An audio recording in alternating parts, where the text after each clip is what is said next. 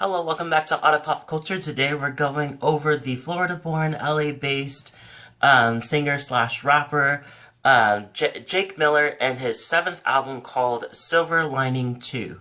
So this person has actually been I've been very involved with him since Us Against Them, his first album in 2013. I really loved the sound, I really loved his voice, and I just love the fact that he kind of mixed singing and rapping together, just kind of in and out of each other. And so I kind of followed him. I completely started following him since then. From then into the Dazed and Confused EP, which got me officially into him back in 2015. And then so on and so forth. We started after that. After that EP, we started forming into a bit of a narrative. So we went to Overnight, where it kind of talks about pretty much his. There's a little bit of trouble in paradise. There's a bit like stuff going on, but he's still kind of in love, and everything's working out, but not really. And then we go into 2 p.m. into LA, 2 p.m. in LA, which came out in 2017, and that's when it's completely done, and he's in a complete depression, and everything. It's just like he's in LA now too, so it's just like ugh. It's in a new place, and he's heartbroken, all this kinds of stuff like that, and then it goes into Silver Lining, 2018, the first Silver Lining, where he kind of starts getting some hope together on, like, kind of with himself, adding more, like, confidence and understanding that certain things happen for a reason, and he even had one of this, like, little interludes with his dad, which is his dad's kind of inside of this here and there, where he tells him to keep going, it's going to be alright, and this is a mixture between breakup and trying to figure out his career on top of that too. And then, based on a true story, came out in 2019, was the whole kind of one more kick into that direction of, okay, now I am trying to get over you. I feel like I'm a little more over you, but I still doesn't work when you live 15 minutes from me, which is one of the songs I was on there. And a lot of these kind of like things where he doesn't really want to go out to clubs. And same thing kind of seemed like a little bit of a feeling of the way that he felt when he did 2 p.m. in LA. And then it kind of, with the mixture between, like, he kind of, I'll wait for you, so it's like, oh, maybe we can, like, get back together once you got your, like, figure out what's going on with you, kind of thing, and it seems like it, but it never really happens. But over time, we start seeing after that he has found new love, and he has found not just new love, but a lot better love, too, and also on top of that, his maturity has gone up as well, and a lot of his self-confidence too, just like did a complete change. And so here we are with Silver Lining 2, which Silver Lining 1 was kind of like, there is a silver lining to this dark space that he's in, and he's trying to better himself in that direction. Silver Lining 2 is pretty much him finding love, still bettering himself, but he is in a much more mature space. It definitely feels like he is a much better space right now, and I love that.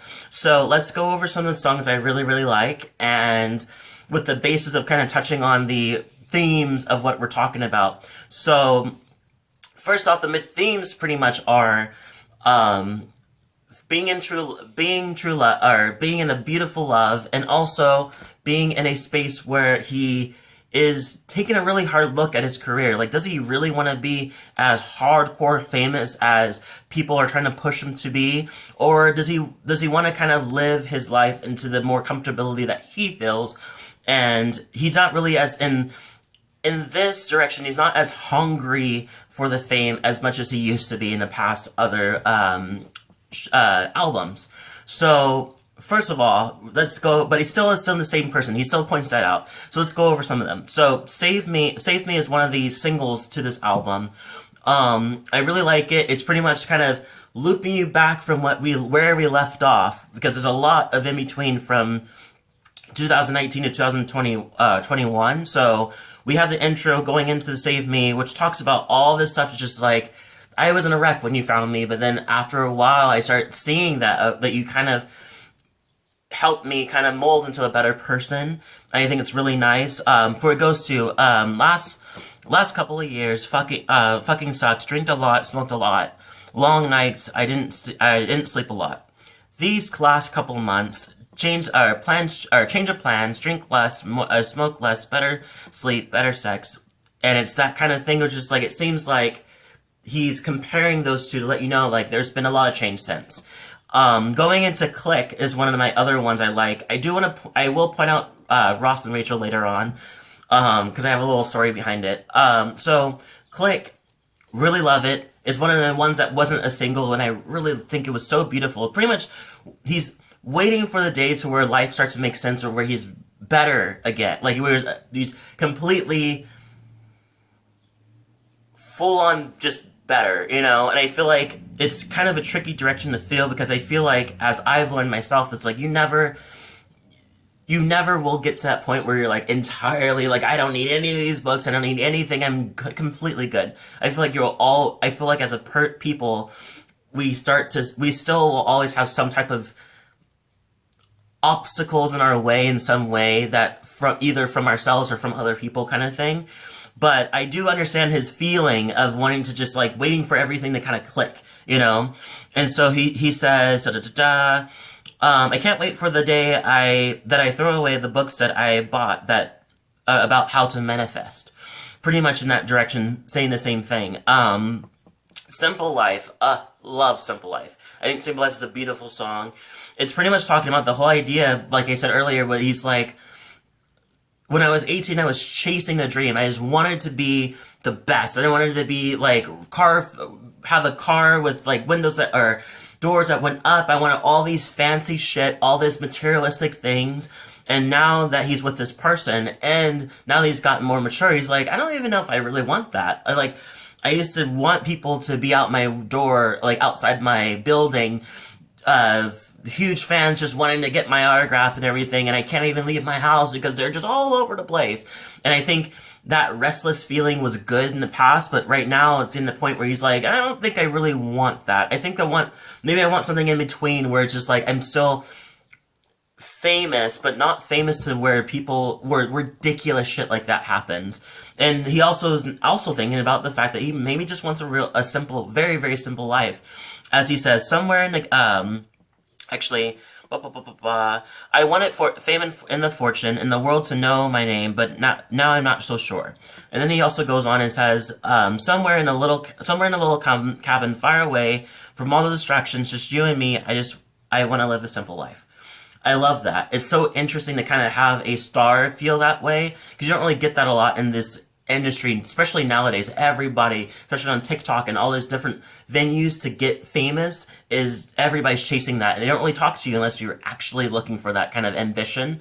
So I love that he's kind of changing the pace a bit and trying to change it on itself. Say like maybe Simple Life is okay, you know. Saltwater is a one I really like. Is the next one I really like. I love the production. I love that he rapped low key. And verse 2, we haven't had any rapping whatsoever for 7 songs now, and I feel like that's something that I was a little nervous at first, but we'll get to it.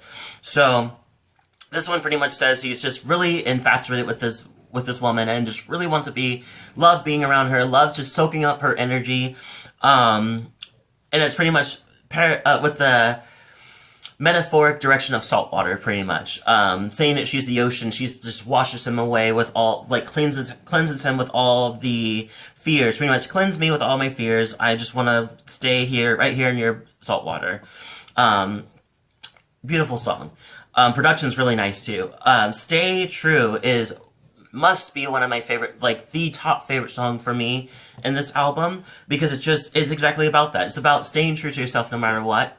And apparently this is where the dad comes in, and he pretty much has said he said it like, I look for all these things to kind of figure myself out and everything, and one thing that I did learn from my dad says to stay true to yourself. When he says, when no one sees your vision and no one seems to listen, just stay true to yourself.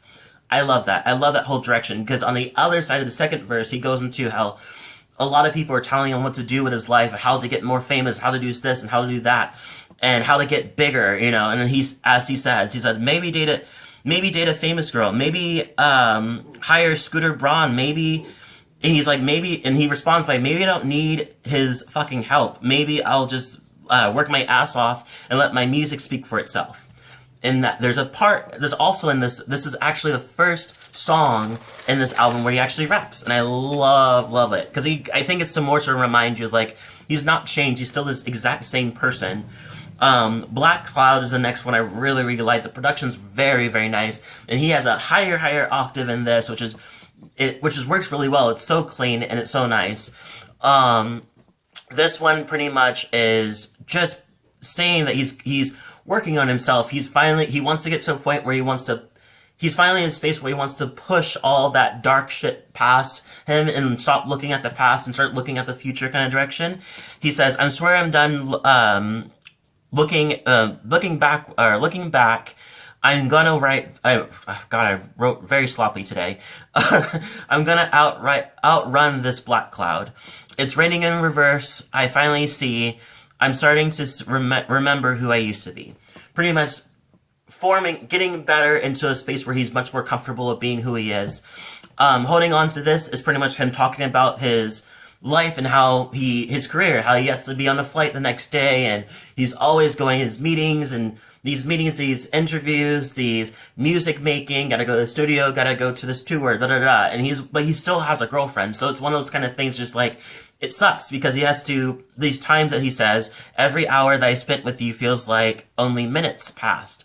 And he doesn't really know, he's really upset about this, and he's upset that he's also knows that she could be upset about this too, because it's just like, he can never really make plans with her entirely, which is, we'll hear about that in day to day. And so he just wants to hold on to the moment that they have now. Tangerine is a very interesting one. Kind of comes out of nowhere. I don't know if that's about, if it's a true story, is it more kind of just like, oh, it's just like a song. But it feels very summary first. 2, it feels very against everything that this is talking about. So it's just like, he says, your man is back home waiting, but fuck it, we're on vacation. Don't really know about him cheating with other people. I don't know, I hope that this has nothing to do with like his actual relationship. Maybe it's just a song itself. But aside from that, the song is really cool. I love the sound. I love the production's really nice. And I love the outro has a bit of a chopped and screwed direction, which is, I don't really know if Florida, even though they are part of the South, I don't know if have that chopped and screwed culture as well. I know that Texas has it. I know that, like, yeah, Texas is a little bit after, excuse me for not knowing my map, but it pretty much in that direction. I feel like, I'm assuming they have the same thing, but if that's true, that'd be really cool that he leaned into it. And going past a couple ones like Lights On, where he wants to have sex with the lights on, and Reset, where it feels like the one song that feels like there's some trouble in paradise, where he's just like, can we just reset and restart everything and pretend like we just met each other kind of thing. With the whole, like, we used to hold each other, now we just hold our tongues kind of direction. And then finally, going into the last one I really like, and Let's Go Home. This one talks about the direction of no matter where they are, they can still make home. And the idea that they are moving from Florida all the way to LA, and they're leaving behind a lot of family, a lot of friends, and so is she, so is his partner. So it's just like, with that said, it's just like everybody's very nervous, but he says, like, no matter what, we'll just make everywhere we go home. And he ends it with Let's Go Home, and it's so fucking fluffy, so fucking sweet. It's disgusting in the best way.